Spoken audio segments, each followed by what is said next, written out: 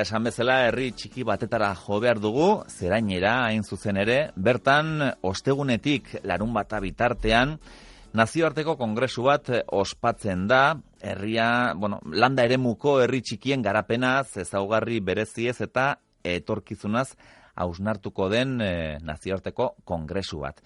Hau antolatzen Eusko Ikaskuntza eta Zerain Lab aritu dira, eta Zerain Labeko kidea dugu Aitzol Telleria. Aitzol, eguerdion. Bai, eguerdion. Zerain bezalako herri bat, aproposa horrelako kongresu bat antolatzeko? Bai, tamainaz behintzez bai ez. Herri txikiei buruz ari garenez, bai, 250 biztanle inguruko herri bat, aproposa izan liteke. Claro, guk gure herrialdean horrelako errealitatea oso gertu dugu, ez? Herri txiki asko, baina ez dakit nazioarte mailan honen inguruko hausnarketa asko ote dagoen. Geuk ere nazioarte mailako hausnarketei buruz ez dakigu asko, Guk geuri ere lan pixkat eman digu, nazioartetik zein ekarri eta pixkate aurkitzeak, baina garbi dagoena da, izango da hausnarketarik, ze nazioarte mailan ere herri txikiak ugari dira eta arazoak pentsatzen dut hemengo izango dituztela. Kongresu honetan euskeraz, ingeleraz eta gaztelaniaz arituko dira, bertan parte hartuko dutenak.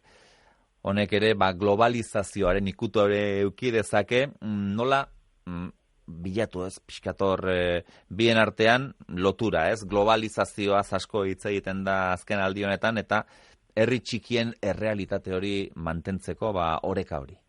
Nik ez dakit, globalizazioa zitzen liteke, baina kasu honetan herri bakoitzak bere kasu partikularra, bere esperientzi partikularra kontatuko dut, eta segurazko gauza batzutan, tamainaz txikiak izanik, gauza askotan, antzekotasunak izango ditugula dudarik ez daukat.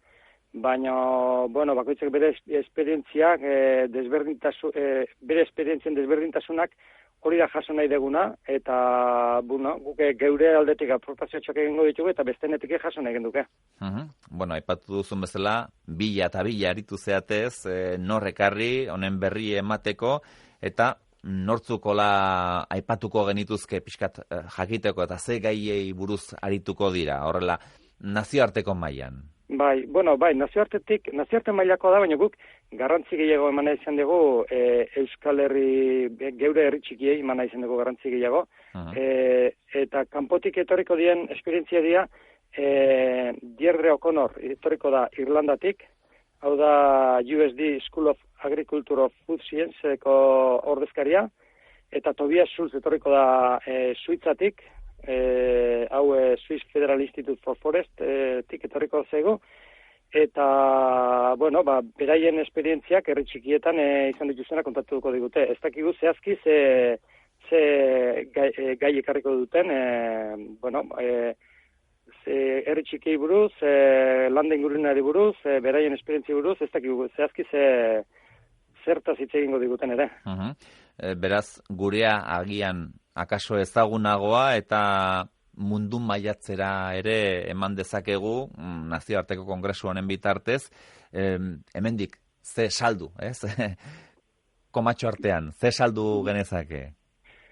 Guk saldu genezake ez dakit pixka bat geure eskarmentua, ez? Geure bai aziertok eta bai hankasartzak ere. Eta, nik uste danetatik daukagula, gauza batzuan asmatu dugu, beste batzuan ez dugu asmatu, eta hortik, bakoitza bere ikasgaia, irakasgaia atera dezake. Gero, mai inguru batzuk izango dira, hone esperientziak jaso ondoren, eta nik uste mai inguru horietatik irtengo direla hausnarketa batzuk edo konklusio batzuk. Gertatzen ari da ere, ezta? 20. mendean Aitzol, jende asko herrietatik hirietara jo zuen, eta orain kontrako tendentzia hori, ez? Jende asko ere ez dugu esango, baina hiriak gizakientzako askotan jasangaitzak direla, naturaren kontrako esperientzia dela hirietan bizitzea, eta herri txikietara itzultzen direla. Alde batetik hori, nik uste dut, herri txikietatik handietara egontzan joera bat, joain alde da entzizkoaren neurri batean badago, eta hor, kultura txoke bat ere sortzen da, ez? Landa inguruneko kulturatik kultura eta kultura urbanoaren arteko txokea sortzen da. Eta beste alde batetik, landa ingurunetik joan ezten jendeak ere, baserri lanetatik enpresetara jo du.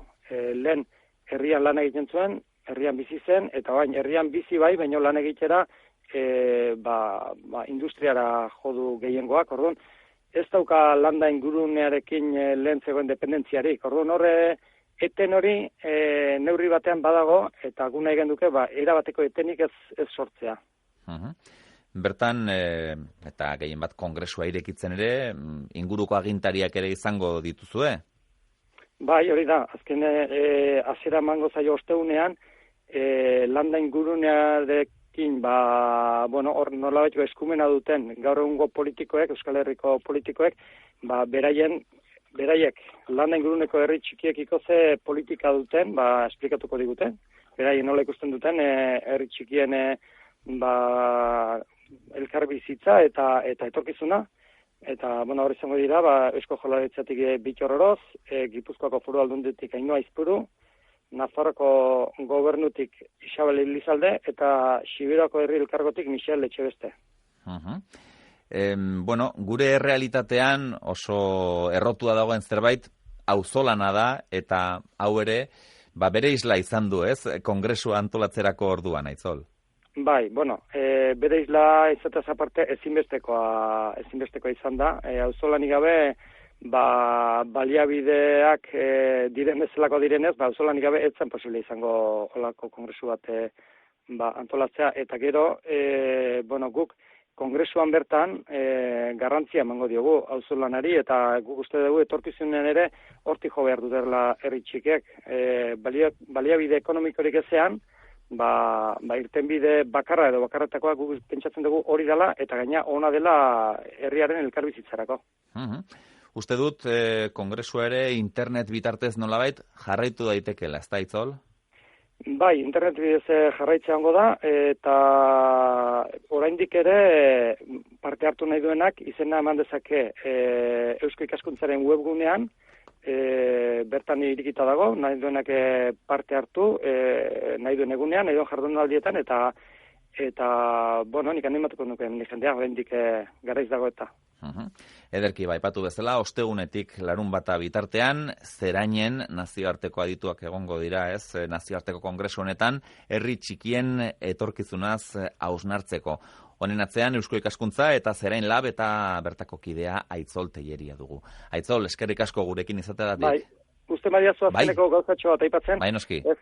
Kongresua bukatzeko, larunbatean herri bazkari bat izango da, eta herri bazkariaren ondoren, herri kirolak Zerain Zaldiberen kontrako erronka bat izango da, herri bazkarian bertsoleerek izango dira, Iñaki Murua eta Sustraik Kolina oraintxe txapeldun irten berri deguna, Silaba iparraldeko txapelketan, eta ondoren dantzaldi taldearekin erromeria izango da. Orduan, horretara ere, nahi duenak animatu, hemen izango gara. Hoixe, plan polita.